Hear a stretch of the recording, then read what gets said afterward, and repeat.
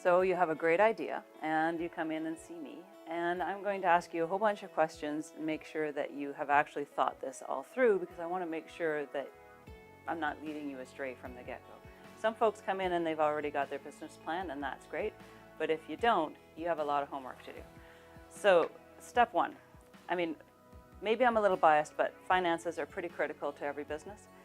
You need to convince me that you're going to make as much money from this business as you would make if you just had a job. If you can't, you need to start over again, okay? It's really important that you have enough personally, pay your rent and put food on your table. So that's what I start out by saying to people with a bright idea. So once you've identified that figure, the next step is to do a ton of research. Now, you've probably already heard about the business model canvas, and that can help. The things that we're looking for from a financial aspect are, we want to determine what people are willing to pay for whatever you are selling, how much it directly costs to sell, to create whatever it is you're creating. If it's a product, what are the inputs? What are those direct costs? Then how much are the indirect costs, overheads, things like your heat and hydro and your rent and office supplies and things like that, internet.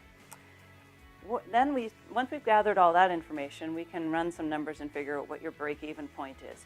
So at what point have you sold enough to just cover all of those costs, okay?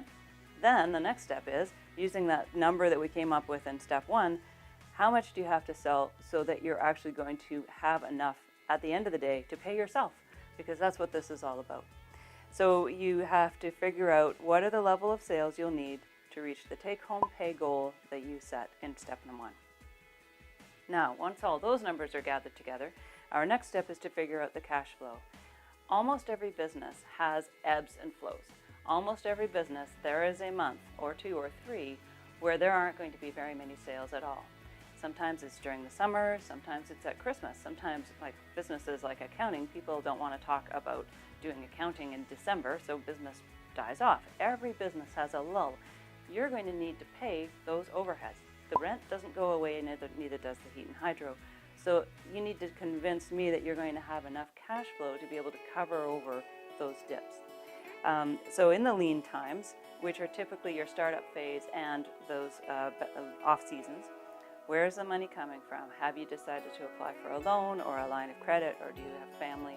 Do you have a partner or spouse who's going to be able to pay for the home expenses while you're struggling to just make things meet at the business? So that is something we spend a fair amount of time on, making sure there's some cash flow there. When I have folks come in, and if they have done all that homework, we start in on this list, which is actually on the BizMap Peterborough website. And when we get into that section, we talk about, okay, what is the form of business ownership? What's the name of the business, because you have to register it. We talk about what licensing and financing is going to be required. We discuss whether HST is required and how to register for that. We talk about employees and how to make sure you're set up right for that. All sorts of other things that we will get into in later episodes. But at this point, you've come to me with a bright idea, and all I'm going to say is, prove it. Can you make money off of this?